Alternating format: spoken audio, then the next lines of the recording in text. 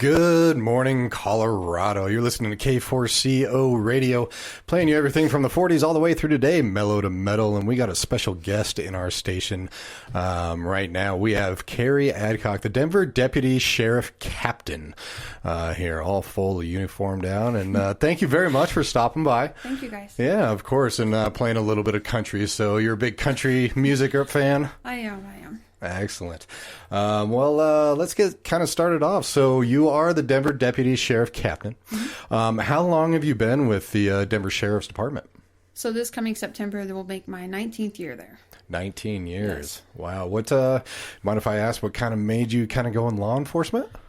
I've kind of always wanted to be in law enforcement. I used to have like these little business cards made out when I was 5 that said police on it, and I would hand them out to my parents. Mm-hmm. So I think I've always wanted to be a part of the law enforcement community, and moved to Colorado and kind of just jumped right in and got on with the Denver Sheriff's Department. And moved to Colorado. Where'd you grow up? Amarillo, Texas. Texas, nice. Yes. And when did you move out here? When I was 19. 19? Yes. I knew everything, so I moved away. Right. Of course you knew everything. I did when I was 19. Right. Okay. Well, can you kind of give us an overview of the Denver Sheriff's Department, how many officers you work with, and your role?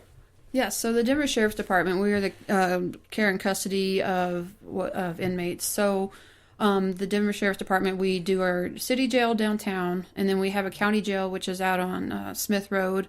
And we're also in charge of the court systems. We do have the tow lot and the hospital. So we do everything but patrol and arrest. So you don't do any type of patrol out there? You're just taking... No. Okay. And I should mention we do have a civil department too. I forgot to mention that. But yeah. Nice.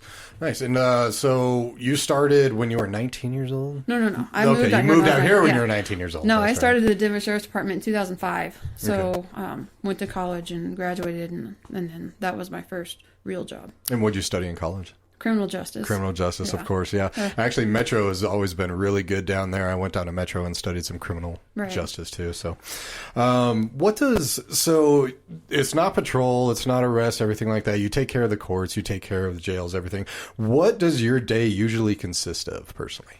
So I worked for the past, I would say, 18 years in the Denver City Jail downtown.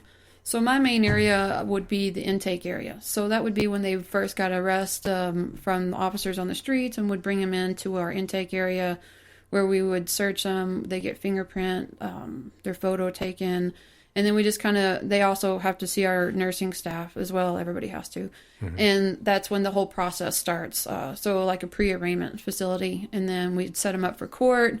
And if they were there and they needed to see to court the next day, or we'd, district court, or if they were there for another out of county, we would let other out of counties know that they were in custody, that they need to be picked up. So after they do all their court proceedings, they would either stay with us, or they, end up getting released, which a lot of times happens through bonds if they got bonded out, mm-hmm. or if they got sentenced, and had to go to DOC, then we set up the transport for that.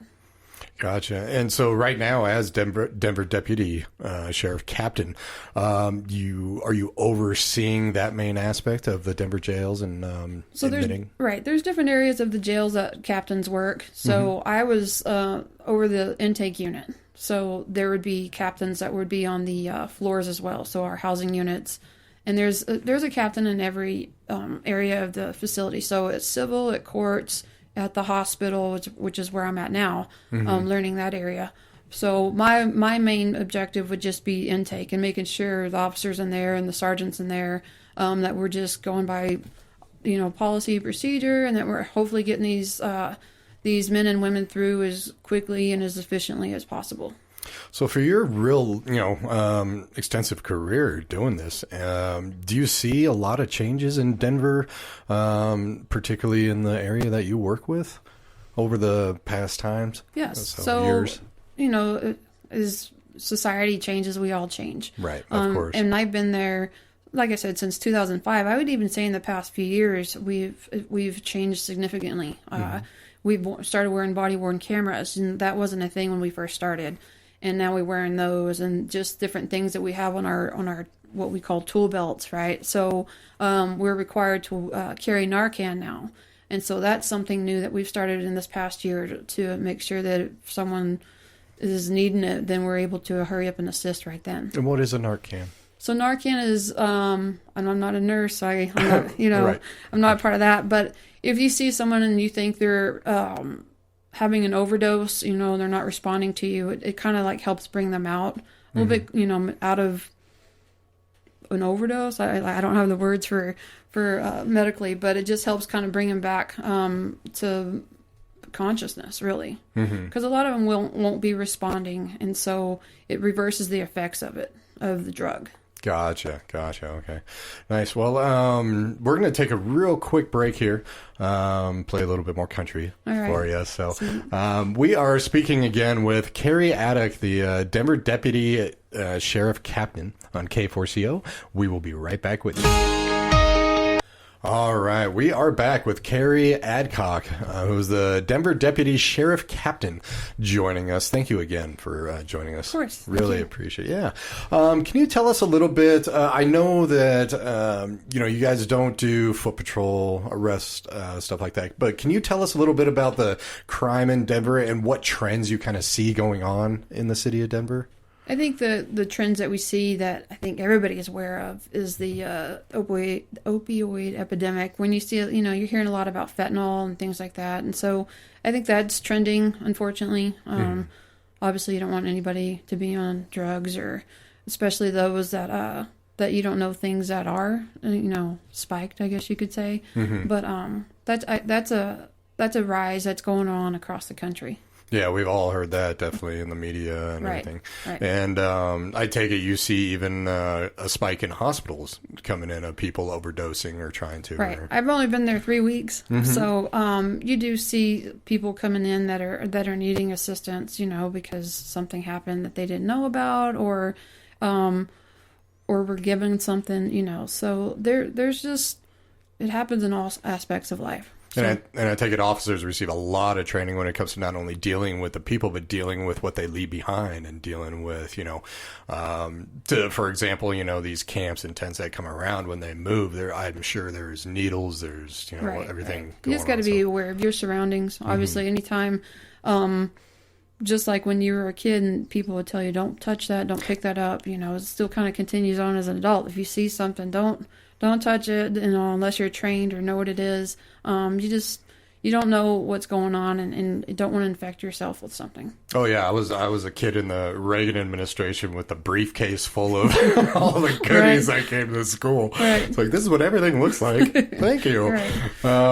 So I wanted to talk to you a little bit about you're putting together a human trafficking team at the jail. Correct. What can you tell us about that? That's interesting. So, what we're trying to do is help out our victims of human trafficking, and whether it be through labor or through sex and trafficking, things like that. And we're just getting where we want to start recognizing victims and being able to help them, help to provide them resources, help them get out of the trafficking system. Just because, obviously that's not a lifestyle anybody wants to live. So, and there's been a couple instances that we have been able to help someone that has self-reported. So what I'm trying to do is get into policy and procedure, or we have this team that we're identifying victims by having them have questions asked to them when they first get into our intake area, that maybe they're more comfortable speaking with our nursing staff, letting us know that, yes, I am part of this, or, maybe later on when they're with us to self-report, and we can just try to get them the resources and things to get out of the human trafficking, because, that's obviously it's no way to live. Anybody wants to be under control of somebody. So it has been I would say, it's been fun. If you can say that, trying to get this together, just because you want to help people out. Right. And so just trying to go around and talk to other jails, it's becoming a more prevalent thing in other city jails. So this is something new that's coming out, with different agencies getting teams together to help them with the interview process and investigation process. Do you find that these victims on general are pretty open to tell you about what happened to them and what's going on, or are they pretty standoffish? Both. Both. I think okay. once they understand what you're trying to do and trying to gain trust, which is huge, obviously, just like you and I, we really don't want to talk to someone unless we know their trust and things. Then I think once they realize that we're actually there to help them out, we don't want to give them extra charges. We're actually there to help you, you know, you and your family, and if they have kids as well. So they do end up wanting to talk to you more, and wanting to get the help that they need and the resources outside of the jail. And what type of resources do you guys work with or speak to when it comes to, you know, someone comes in with this story? Who can you reach out to help these victims out? So I don't have the number right now, but there's obviously a hotline that they can call here in Denver, human trafficking hotline.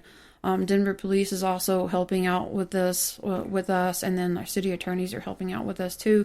There's different numbers, like I said, collaboration with other facilities and other departments within the city and county of Denver, that we're all just trying to get the training and recognition of how to recognize something that's right in front of our eyes that we don't even know about. Right.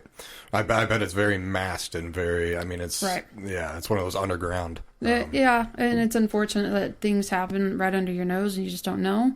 So the training, hopefully we can get our officers to help us to identify any victim is a plus. Right, exactly. Then you can find out the people that are actually doing this. Correct.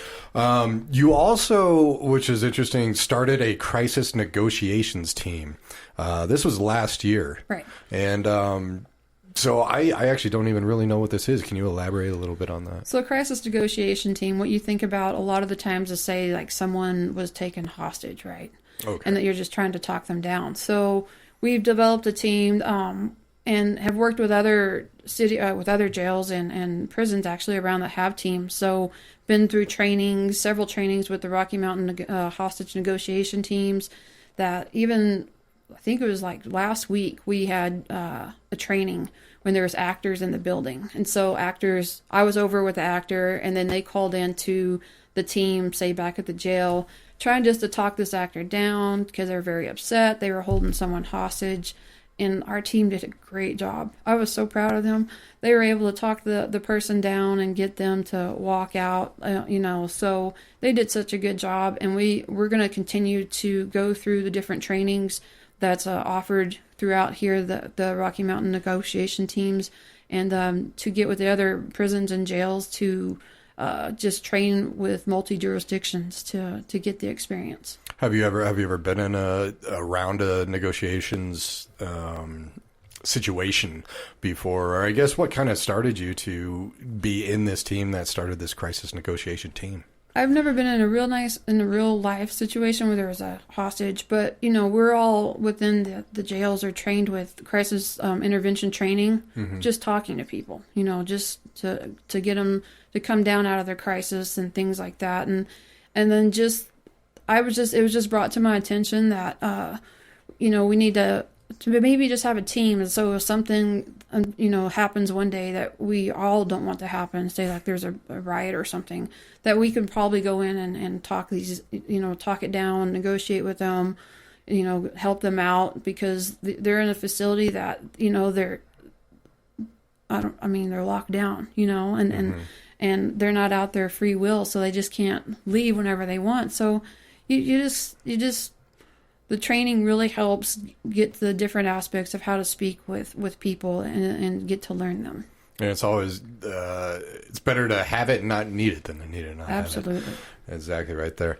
Well, when it comes to the jail and everything like that, this crisis negotiations team, is that for inside the jail as well as outside the jail, or do you just concentrate on the jail since you're not really on the streets? Right. Right now, we're just mainly concentrated within our unit, the Denver Sheriff's Department. I mean, if we ever needed maybe with our civil unit that we could go and help, obviously we'd be in collaboration with the Denver Police's crisis negotiation team too. But ours would mainly be within our own facilities that we would handle if there was, like you said, there won't ever be one. But better to have it and not have it. So, yes. Exactly. All right. Well, thank you very much. We're going to take another quick break here, and we will be right back. Once again, we are speaking with Keri Adcock, who is the Denver Deputy Sheriff Captain here, and we will be right back. All right, we are back on K4CO Radio with Keri Adcock, the Denver Deputy Sheriff Captain, and would like to talk about, this is really cool. So you just got back from an FBI National Academy training program. Correct. When I was a kid, I went and saw the FBI headquarters in D.C. and was just mesmerized. Got to see the top 10 most wanted and all that. So tell us about how you were able to get into this and how it was. So the FBI National Academy, it's an executive leadership program. And to get into it, you had to be nominated by, say, someone else that went through the program. And so my Chief Lyon had been through the program and asked me to sign up and get on the waiting list, because sometimes people wait for years to get into this program. So I signed up, put my application through and everything, and then 8 months later they called me back and they're like, she's been accepted. So I was like, oh my goodness, this is real. And just to make sure, it's like the top 1% of applicants get chosen? Correct. Wow. So 1% of people get chosen to attend, so it's either captains or above. So I'm attending with captains, lieutenants, chiefs of police, sheriffs from all around the world. Wow. So we had 196 classmates, and 24 of them are from other countries. So my roommate, because we're in a dorm setting, was from England. And so it was fun to learn all the other law enforcement and things that were happening around the world. I bet. Yeah. Wow, I didn't even know this was kind of internationally, too. Yeah. Huge international. Females only started going like in 1978. So there's like 4 10-week sessions a year, and I was in the winter session. So I arrived January 3rd of this year, and 10 weeks later graduated with a graduate's degree March 15th and came back home. But yeah, we were living on base, Quantico, and then within Quantico, I didn't realize how big this base was, but the FBI building. So yeah, we did 5 days a week, going through classes, going through physical challenges, and just getting to learn 196 different other, police and sheriff agencies. Mm-hmm. Gosh, and it's funny. I bet that was a trip with, rooming with somebody from Europe. I remember going to France, and a lot of their cops don't carry guns at all, but then every once in a while around a corner you'd see like 3 or 4 guys in machine guns that look like military. Right, because she was telling me, they didn't have guns in Europe. And then our other female that was from Iceland, they didn't have guns. So it's just kind of fun to listen to everybody's stories, Congo, Madagascar, all these guys that were there. And even people from California, hearing their stories and their policies and procedures it's just amazing to find out how we're all pretty much alike, even though it's worldwide. Mm-hmm. Gotcha. So what type of, if you don't mind me asking, like specific training were you receiving at this FBI National Academy? So while we were there, we were going through, it was like being in college. We had to pick classes that we wanted to take. And so we were afforded the opportunity to look at what type of classes you wanted to take. And so I ended up picking the executive leadership class. I took a media class and a crisis negotiation class, because that obviously interested me, right? Exactly. Right. Mm-hmm. And that teacher was just absolutely amazing. He has me for the rest of my life. He was one of the negotiators for Captain Phillips and for the Boston bomber. So we learned a lot from him. The other classes that I took, physical fitness was one of them that we had to do 3 times a week, and then we had a challenge every Wednesday where 196 of us had to come together and do these challenges. So the end of it is what everybody goes there for. It's called the Yellow Brick Road. Mm-hmm. And what it is it's the obstacle course on Quantico. So the Marine base, we go through this 6-mile obstacle course. 6 miles? Yeah. So it sounds horrid, but it was so much fun. That's because they're training you through this 10-week process to go through an obstacle course. So it's not like your first day you show up and you go. Right. But you did, the first day you showed up, within 3 days, you did have to do your timed run mile, which we all knew was coming. So we had our timed mile, and then you just keep working on that to get better. Can I ask what time they wanted? Yeah. Yeah. Males, they wanted 10 minutes, and females, they wanted 11:30. Okay. So by the time it was said and done, we all chopped off at least a minute, 30 seconds. I mean, anywhere from 30 seconds to a minute off your time. Nice. Because that's how much physical, that we're doing out there. So after we did you do the obstacle course and the run and everything, you get this little brick. And it says Yellow Brick Road, or it says F.B.I. National Academy, and then we're class 289.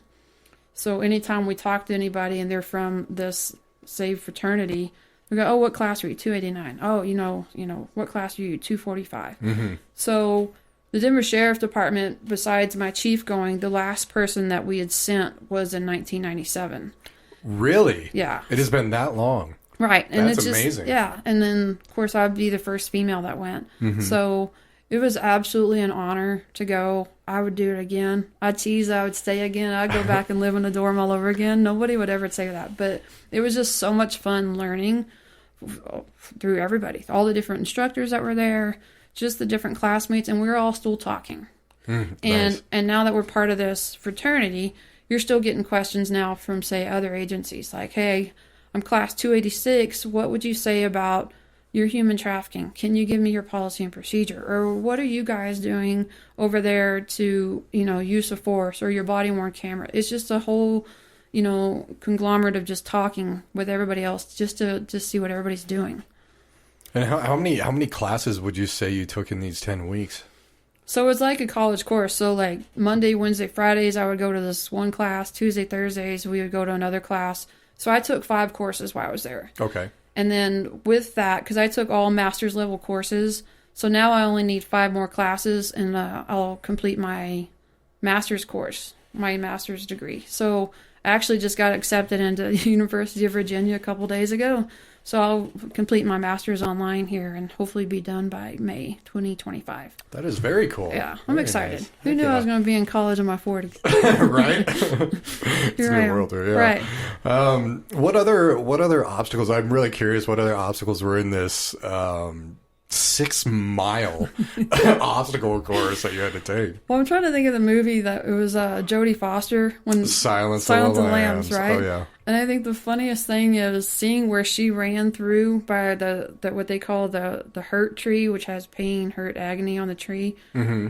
3 feet away was the sidewalk. So why was she running through the forest when the sidewalk was right here to go? It's all dramatic. Well, you got to be dramatic Right. in the movie, right? So that was funny to me, and of course, a couple of guys recreated it, and it was funny. But they bus you out to the course, and like you start out, and one of the first things you go through is a ropes course. Like there's 3 different levels of ropes. You climb down, you're having to hold them. And, while you climb the wall. Right, like Yeah. climb down a wall, and then there's like a little window you got to jump through, and hold on to the top and jump through the window. Go over some logs was another one, different levels. And then there was one that only a couple of them did. I didn't do it because you're going to go under this little tent, but under this little tent thing there was water. So you would jump in this water.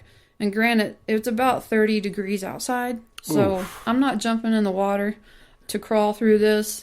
So we just went around. A couple people did, and I was like, good for you. There was another one that's like a rope. You climb up a rope ladder and then down the other side of the rope ladder. So there was a few different courses that we all went through that you're jumping. I mean, we got bruises, nicks, whatever. Bunch of old people. I mean, we're all 30 and above, so it's not like we're young 19-year-old Marines going through this. And then after that, you jog, it was about 3 miles back to Quantico, back to the base. So one was called Hurt Hill. It was like really, really steep hill that you got to go up. And then by the time you got back, obviously there's people in front of you. If not, then you're really cool and you got through the course really quick. Right. And then when you got back, then you had to ring the bell, like this little Liberty Bell thing. And it's just part of the tradition. You go ring this bell and you get this little brick, right? And it's funny because I challenge you now. When you watch people that are being interviewed, like on CNN and Fox and stuff like that, you're going to see a little yellow brick in the background that says, FBI and then their class number on it. So it's just funny to see that the camaraderie of all the law enforcement around. And now when we see things like that, we know who we can talk to and just communicate with and find out different things that we can do within the agencies. Are there any things that kind of come out in mind when you were speaking? I mean, because I had no idea this is international. I mean, so I bet you learned a lot about not only different states in the United States, but outside. Is there anything that really stuck out that was different or similar? Something that was just like, I had no idea as, you Absolutely. know. So we're sitting there, because I was an international partner. I signed up to be a part of this program, and I was chosen. And so, like I said, my roommate was from England. So we had different nights that we all had to attend, like an international night. We talk about our roommate. We talk about other things. We talk about, you know, what's happening in their country compared to your country, you know. And so one of the guys that really got me, he's from Congo.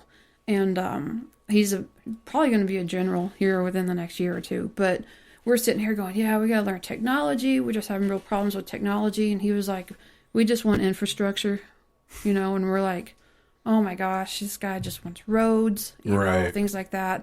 They don't really even have really good radios to communicate on. So he was like saying stuff like, you know, if you want somebody, there's a jungle, go find them, literally.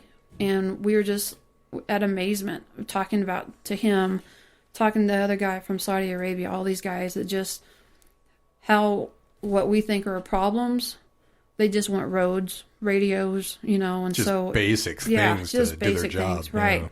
And so that was kind of an eye opener to just realize what's happening literally in other countries where you know that's not happening here. Right. You know, we have radio contact, we have cameras, we're all fine, but they don't, and it's unfortunate. Well, yeah, I mean, I think about just growing up. I mean, there was no cameras on officers, audio on officers. Right. There was a lot more discretion. And being over there, that's like 150 years back. Oh, yeah. Because, I mean, we have street cameras. We got cameras on us.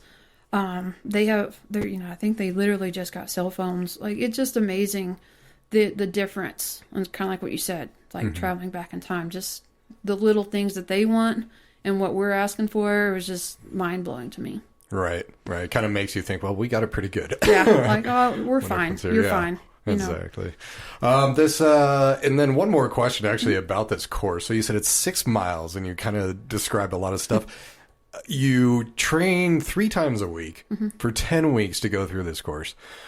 How long time-wise does it take to do this 6 mile course? So this one wasn't timed, right? So okay. This is the one you want. You want that brick. Right. But there has been some other, throughout the years, bricks that they made that just as a student that you want to try to get, right? So while I was there, I also got the bicycle brick. So I had to do 289 miles on a bike within like a month and a half, and I did. So I got afforded that one. And then we had another brick called the rowing brick. I got that one too. It's 34 miles between Quantico and DC. That's what the 34 means. I didn't do the swimming one. That one's also 34 miles. Sounds like you were busy enough. Yeah, Goodness you're gracious. really busy. So that's when you're doing the 3 times a week, you know, like knowing that we're going to go through this 6 mile obstacle course at the end. I didn't want to be that person that like took 4 hours to get through this course, right? Because you're like 6 miles, you know. So I think the very last person maybe was an hour and a half, maybe. But this wasn't a timed course. So, you know, at the end, we're like, this is our last hurrah. We're taking pictures with everyone. You know, we're goofing off. We're having fun.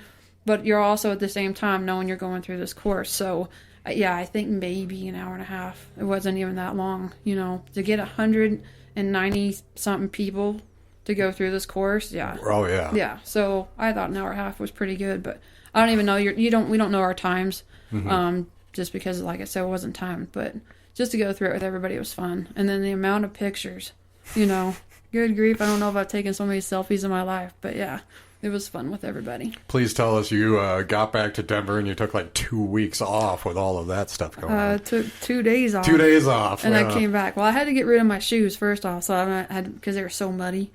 So I came back to Denver and yeah, I took 2 days off and went to my new position at the hospital and started. And I think I've been here back 3 weeks now. The time change was the most different, you know. Oh, and not knowing I didn't drive for 3 weeks, nor did I have to cook for myself for 3 weeks. So having to get back into the routine of doing stuff for yourself was quite a shock. I bet. Oh, man. Well, we're going to take another quick break here. Once again, we're speaking with Keri Adcock, who's the Denver Deputy Sheriff Captain, and just sounds like an amazing time at the FBI training center right there. Absolutely. So we will be right back on K4CO Radio. We are back on K4CO. I don't know why that's happening. Stop it. There we go. All right. We are back. Gotta love those technical difficulties. We are back with Keri Adcock, Denver Deputy Sheriff Captain here, just telling us about when she visited the FBI National Academy and human trafficking and crisis negotiations, all the stuff that she is involved with. And really appreciate you coming down here. Thank you. With your current position, do you get any time or a lot of time with new recruits that are coming in? So yes, we just developed, I think, within the past either 2-3 years, a mentorship program. So I'm also on that board where we want to pair up our new recruits to someone that works with us already as a mentor. Just, if you ever have questions, go to your mentor, talk to them. So we'll go down to the recruits at the academy. We'll have a family night where we talk to the new recruits, we talk to the family, just let them know what it's like being in the sheriff's department, what to expect, and if you ever see anything that you may think is troubling or that you just want to talk about or know about, we're huge on mental health as well. So please talk to us. And we just like pairing them up with say someone that's been there a few years. So if they do have questions, they absolutely know that they can go talk to somebody. So and I was, well, not now, but I was an FTO. So FTO meaning a field training officer. So when they first get on to the force as well, that you would train them for 6 weeks and just take them through the different aspects of the jail, the policies and procedures. So just try to mentor them up and make them feel comfortable. Because it's an unknown. You've never worked in law enforcement or in a jail before, and right. Obviously just want to be there to help them feel comfortable and make this job your career. Did you also have a mentor when you signed up? It's going to be 19-year anniversary this year, right. So yeah. I didn't. The program wasn't around then, but I definitely fell upon some of the older officers who I knew I could go talk to and ask questions to. My field training officers, absolutely, I would talk to them as well. But you would just kind of rely on your older officers that have been there for a while. And now I'm that older officer. I'm like, oh, no. Because a lot of them have since retired, but I still talk to them. They were my mentors going throughout this whole career of mine. And I want that for everybody else. I don't ever want somebody to feel like they don't have someone to talk to. Right. No question's a dumb question, especially when you're in a situation you don't know anything about. Absolutely. Go and talk to a mentor. Find somebody that is going to help you out. We've also, of course, heard, it's not rumors anymore, but that recruitment is down significantly when it comes to Denver Police Department and police departments all over the place. Is it the same with the sheriff's office as well? So, any, actually, I would say job in the U.S., the recruitment's down for any position. Within the law enforcement, first responder communities, the recruitment is down, but we're still trying everything we can to try to get those that are still interested in law enforcement to sign up with us. Bonus incentives, healthcare, retirement, things like that. So we try to offer as much as we can to try to get those that are still interested in signing up with us. It's still a good career, and like any other place, recruitment is down, but don't let that deter you from wanting to go for your dream. Do you guys, are there any programs that you know of where you go on to like campuses, people studying criminal justice and talking and trying to kind of recruit from there as well? So we do have a recruitment team that they do go to different colleges. You got to start early though. You got to start getting people interested in middle school, high school. So we'll start going to events then just to start, giving them education about what you want to do when you get older, when you grow up. And just start letting them know that, law enforcement's fine. It's actually fun to be in. And to start getting them early, and to start volunteering and going to different events, and just to know that we're actually there to help them. So our recruit team does go to different events like colleges, middle schools. We'll even do one at the Boys and Girls Club that I'll go to. yeah, we're all over the city and county of Denver. Well, I shouldn't even say that. We're all over Colorado. We're recruiting even outside of Denver. So right. Just no elementary school with the briefcases anymore. Right. Take it. This is your brain on drugs. Right, yeah. Exactly. No, I remember that very fondly from elementary school. Reagan, times have changed. Yeah, the Reagan days. What would you, kind of say to somebody who is thinking about joining the police or the sheriff's department, especially in today's world? We have different medias, all the social media. We have Facebook, Instagram, all that stuff. I would say, obviously we want you to come and apply with us. Right. Well, let's get you in. Let's go to denvergov.org and just get you in for an application.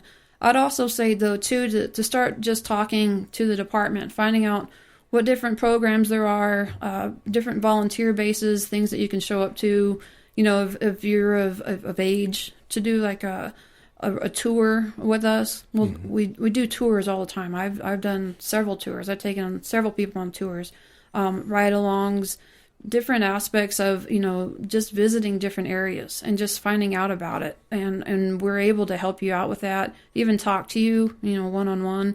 Yeah, so it's easy to get information if this is really what you want to do, and it is. So you guys still do like ride-alongs or tours around with active officers? And absolutely, yeah. We just, especially in the jails, obviously there's you do a clearance process, but that's even with ride-alongs. You got to get cleared and all that. Right. But there's still, let's get you through. Let's show you what it's like.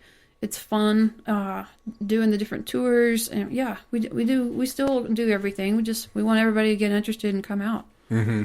And I must say, you mentioned social media and stuff, and I find it very great where you can follow them, and unlike what we see out there, there's so much good that is done with these departments, and at least social media gets that voice out when mainstream media won't. Right. And I agree with that. There are so many good stories out there that aren't what you would say selling, that I would love for people just to know about, what this officer did or what this officer did is above and beyond, right?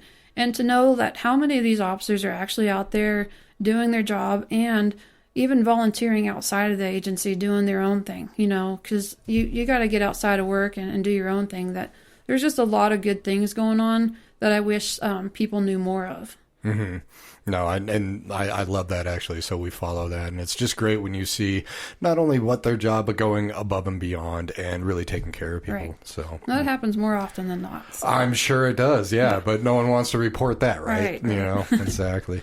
Well, thank you again very much for being here. It's amazing what you've gone through, and I bet with the F.B.I. and the human trafficking and crisis negotiations that you're doing, you're moving up in the world. And that's just pretty exciting. Yeah, thank you. For you. Yeah. Do you have so the rest of this year, are you really just focusing on those two portions, the human trafficking and crisis negotiations? And the mentorship board, yeah. So I'm still working on the mentorship board. That's already up and going. But the crisis negotiation, the human trafficking, really just working on trying to get those up and going and just make it not a full-time thing, but something that we can just get more training on and just more talking on. Right. Gotcha. Well, thank you again very much for being here. We really appreciate it. Thank you, guys. And you take care. And definitely stay in touch. Thank you. Yeah, no problem. This has been an interview on K4CO with Keri Adcock, the Denver Deputy Sheriff Captain. Thank you very much again. And everybody have a great rest of the day.